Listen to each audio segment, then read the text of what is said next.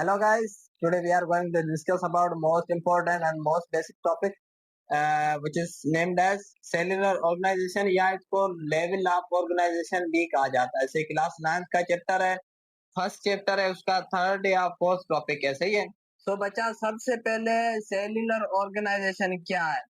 Cellular देखें, cellular word से जाहिर हो रहा है, सेल्यूलर मीन्स सेल, सेल से निकला हुआ है।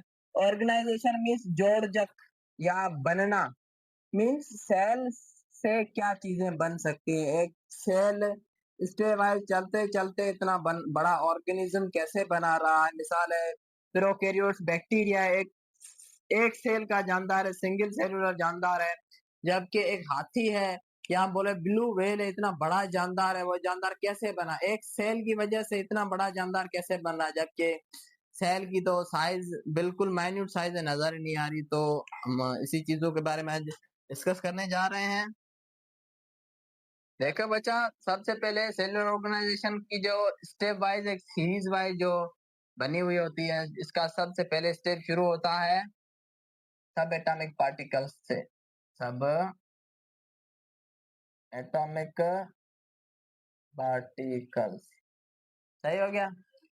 सब एटॉमिक पार्टिकल्स मींस एटम के पार्टिकल सब। अब देखिए एटम क्या है, एटम अब आ जाएंगे तो हमें पता चल जाएगा। देखिए सब एटॉमिक पार्टिकल्स कौन कौन से होते हैं, 3 होते हैं मेनली। इलेक्ट्रॉन, प्रोटॉन और न्यूट्रॉन, सही हो गया। इलेक्ट्रॉन में नेगेटिव चार्ज होती है, प्रोटॉन पे पॉजिटिव चार्ज होती है, और न्यूट्रॉन न्यूट्रल होता है, मीन जीरो चार्ज होती है, या बोल सकते हैं कोई चार्ज नहीं होती उसकी बात, सही है। तो सब एटॉमिक पार्टिकल्स यानी इलेक्ट्रॉन प्रोटॉन न्यूट्रॉन साथ मिलकर बनाते हैं एटम। एटम, एटम दो वर्ड्स का कॉम्बिनेशन है। अ मीन्स नॉट, दूसरा टॉम मीन्स कट, मीन्स वो चीज जो कट ना हो सके। मतलब एटम इतनी स्मॉलेस्ट चीज है दुनिया के अंदर, इतना छोटा होता है कि वो कट नहीं हो सकता। तो एटम की डेफिनेशंस की बात करें तो क्या बनेगी, atom is the smallest particle, smallest particle present in world. ठीक है, दुनिया के अंदर अगर छोटे से छोटी कोई चीज है तो वो है एटम, और दुनिया की हर एक चीज एटम से बनी हुई है, सही है। एटम का अगर हम इस साइड हम एग्जांपल्स लिख लेते हैं इन सब के, सही है। एग्जांपल लिखें, जैसे ओ है, ओ मीन्स ऑक्सीजन, ऑक्सीजन का एक एटम है ओ, जिसको हम बोलते हैं मतलब। अच्छा देखें, दुनिया में 100 से ज्यादा एलिमेंट्स पाए जाते हैं, जिन एलिमेंट्स के जरिए ही बाकी जो चीजें दुनिया में हम देख रहे हैं, खा रहे हैं, पी रहे हैं, जो चीज भी देख रहे हैं, सब कुछ वो उन एलिमेंट से बनी हुई होती हैं, और वो एलिमेंट्स एटम ही हैं, सही। जैसे ऑक्सीजन बनता है ओ से, वो एक एटम है। अच्छा अब आगे आते हैं, एटम मिलकर क्या बनाते हैं, मॉलिक्यूल, सही हो गया। देखें मॉलिक्यूल क्या, अगर मॉलिक्यूल में डेफिनेशंस की बात करें तो हम बोल सकते हैं कॉम्बिनेशन ऑफ एटम या ग्रुप ऑफ एटम्स। हम सिंपली कह सकते हैं combination of atom, atom means combination या ग्रुप। ग्रुप क्या, एक से ज्यादा चीजें अगर एक साथ हो तो उसको बोलते हैं ग्रुप। तो मॉलिक्यूल क्या है, कॉम्बिनेशन है एटम्स का। एटम्स मींस ये हमने यहाँ पे एग्जांपल लिया था ऑक्सीजन का, तो हम ऑक्सीजन का अगर ग्रुप बनाएंगे तो वो हो जाएगा एक मॉलिक्यूल। जैसे हम 2 ऑक्सीजन के एटम ले लेते हैं तो वो क्या बन जाता है, O2। और अब O2 क्या है, ऑक्सीजन गैस है जो हम अपने अंदर ले रहे होते हैं, हम जो रेस्पिरेशन कर रहे होते हैं या हम इनहेल कर रहे हैं जो अपने अंदर ऑक्सीजन, या कोई मरीज को डॉक्टर जब लगाता है ऑक्सीजन, वो क्या होती है, वो ये चीज है असल। इसका फॉर्मूला क्या है, मॉलिक्यूलर O2 फॉर्मूला, सही है। अब देखें, मॉलिक्यूल साथ में मिलकर मैक्रो मॉलिक्यूल बनाते हैं, मैक्रो मॉलिक्यूल्स। मैक्रो मॉलिक्यूल्स क्या, macro means large, molecules mean molecules, large molecules means molecules मिलकर मैक्रो मॉलिक्यूल्स बना रहे होते हैं। मैक्रो मॉलिक्यूल्स की अगर डेफिनेशंस की बात करें हम, तो ये भी सेम इस तरह की ही डेफिनेशन बनेगी। मॉलिक्यूल, मैक्रो मॉलिक्यूल क्या, combination of combination of molecule, जैसे मॉलिक्यूल कॉम्बिनेशन एटम का था, इसी तरह मैक्रो मॉलिक्यूल मॉलिक्यूल का कॉम्बिनेशन हो गया। सही है बच्चा। अब देखें इसका एग्जांपल की अगर हम बात करें मैक्रो मॉलिक्यूल, तो हम फॉर एग्जांपल कार्बोहाइड्रेट या ग्लूकोज का हम एग्जांपल ले लेते हैं। देखें ग्लूकोज का फार्मूला आपका याद होगा C6H12 एंड O6। अब देखें सी क्या है, सिर्फ अगर ये C6 है यार, अगर इसका हम एक सी ले लें, एक सी क्या है, एक एटम है, सही हो गया। तो हमने 6C लिए, मीन 6 कार्बन लिए, 6 कार्बन मिलकर एक मॉलिक्यूल बना। और हाइड्रोजन का एक एटम, और यहाँ पे 12 एटम लिए हमने, 12 एटम का एक मॉलिक्यूल। ऑक्सीजन के यहाँ पे 6 मॉलिक्यूल। तो देखें यहाँ कह रहा है कॉम्बिनेशन ऑफ मॉलिक्यूल्स, तो एक कार्बन का मॉलिक्यूल, एक हाइड्रोजन का, ऑक्सीजन का मॉलिक्यूल साथ में मिला है, तब जाके एक मैक्रो मॉलिक्यूल बना है, जिसको हम बोल रहे हैं ग्लूकोज। इसको बोलते हैं ग्लूकोज, सही है। या ग्लूकोज को और सिंपलेस्ट फॉर्म ऑफ एनर्जी भी कहा जाता है, सही है। मीन्स हम डिफरेंट डिफरेंट सोर्सेस से एनर्जी ले रहे होते हैं, लेकिन वो सोर्स एनर्जी जो हमारे डाइजेस्ट सिस्टम के अंदर या बॉडी के अंदर जो स्टोर होती है, वो ग्लूकोज के फॉर्म में होती है। सही हो गया बच्चा। अब देखें मैक्रो मॉलिक्यूल मिलकर क्या बनाते हैं, मैक्रो मॉलिक्यूल्स मिलकर बनाते हैं सेल। अब देखें हमारी कहानी यहाँ से, मीन हमारा जो मेन फोकस था सेलुलर ऑर्गेनाइजेशन का, यहाँ से आके शुरू होता है, सही है। अब सेल क्या है, हाँ तो हम बात कर रहे थे सेल की। देखें बच्चा सेल क्या, cell the basic structural and functional unit of life. सही हो गया। यानी दुनिया के अंदर जानदार चीजें, लिविंग ऑर्गेनिजम्स जितने भी हैं, सारे सेल के बने हुए। सही, अगर हम सेल का एग्जांपल लें, फॉर एग्जांपल देखें, जैसे क्लेरा सेल है, या हम बोले ब्रेन सेल है,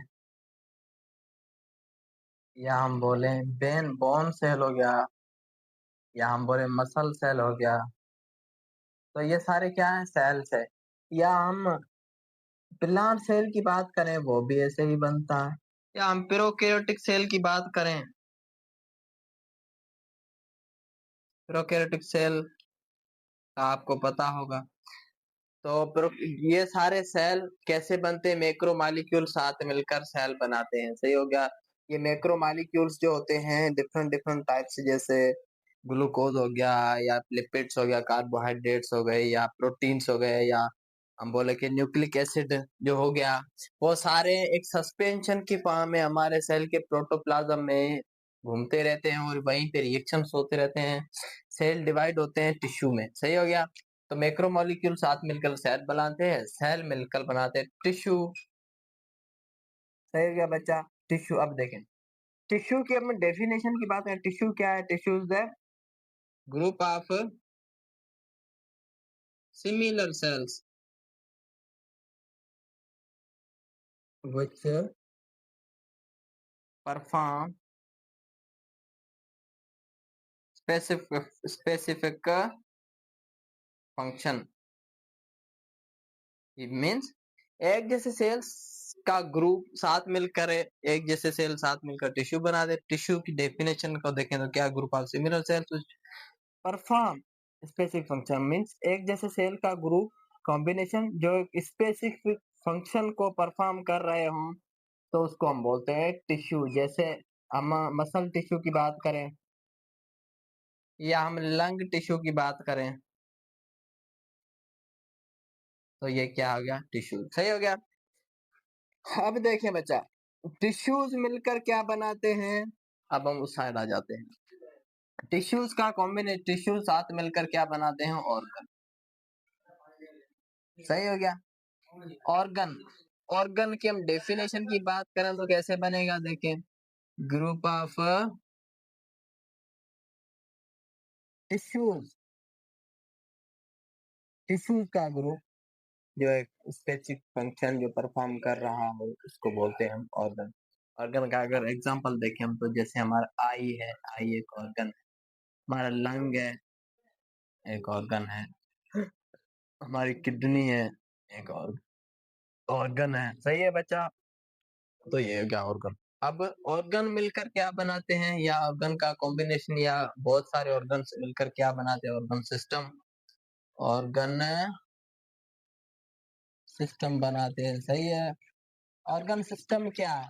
organ system same same definition है, सिर्फ टिश्यू की जगह वहां पे ऑर्गन आता है। Group of different organs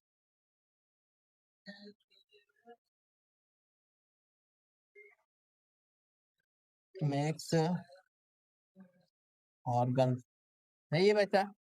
organ system क्या है? Group of different organ, organs का डिफरेंट डिफरेंट ऑर्गन्स का ग्रुप जो एक ऑर्गन सिस्टम बनाए। जैसे हम डाइजेस्टिव सिस्टम की बात करें, हमारे डाइजेस्टिव सिस्टम हो गया, हमारा यूरिनरी सिस्टम हो गया, हमारा नर्वस सिस्टम हो गया, हमारा लिम्फेटिक सिस्टम हो गया। तो बच्चा देखें, डाइजेस्टिव सिस्टम में कितने ऑर्गन्स हैं? देखिए, ग्रुप ऑफ ऑर्गन्स, ऑर्गन्स का ग्रुप, ऑर्गन पर कौन से डिफरेंट ऑर्गन्स का ग्रुप जो स्पेसिफिक फंक्शन परफॉर्म कर रहा हो।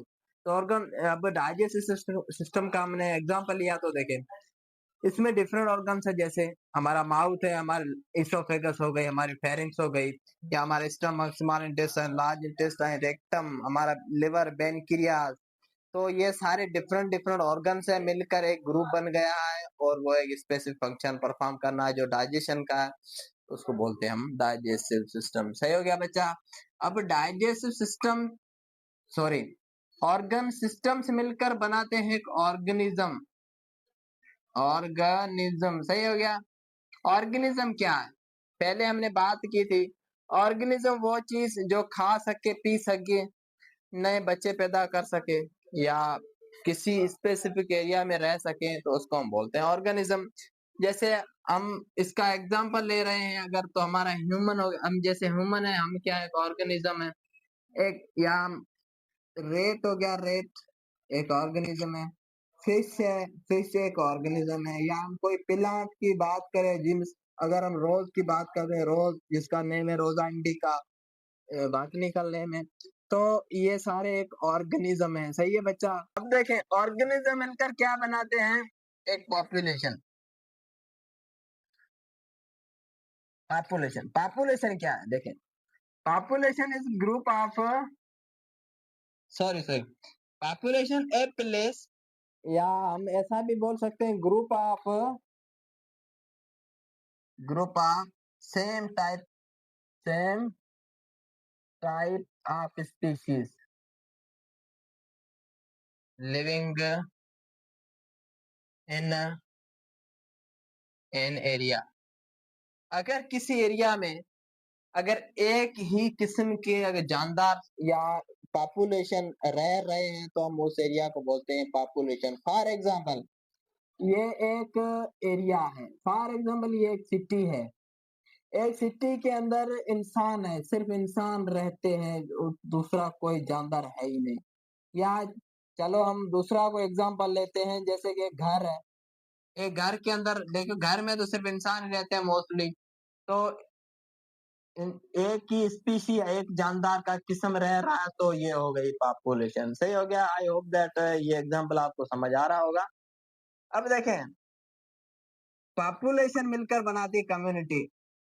अच्छा, कभी कभी बच्चे कम्युनिटी और पॉपुलेशन की जो मीनिंग है या डेफिनेशन को उल्टा उल्टा कर देते हैं, क्योंकि पॉपुलेशन क्या है, सेम स्पीशीज का ग्रुप है, लेकिन कम्युनिटी ग्रुप तो स्पीशीज का ही है, लेकिन इसमें फर्क ये है, इसमें डिफरेंट स्पीशीज का ग्रुप है।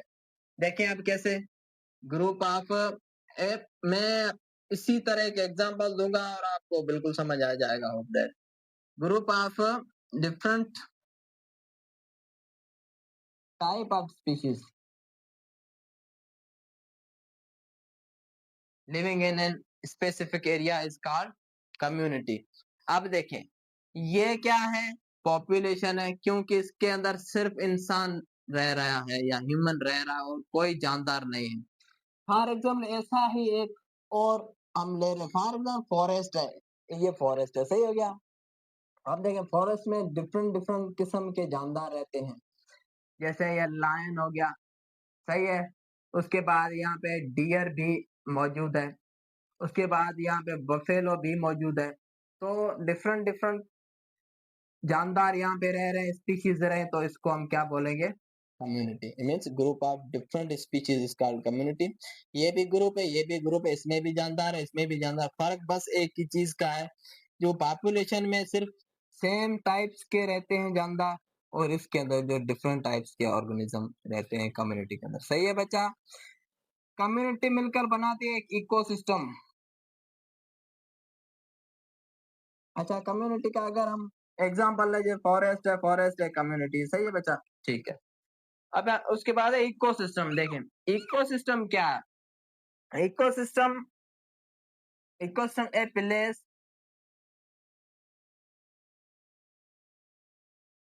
Place where living and non living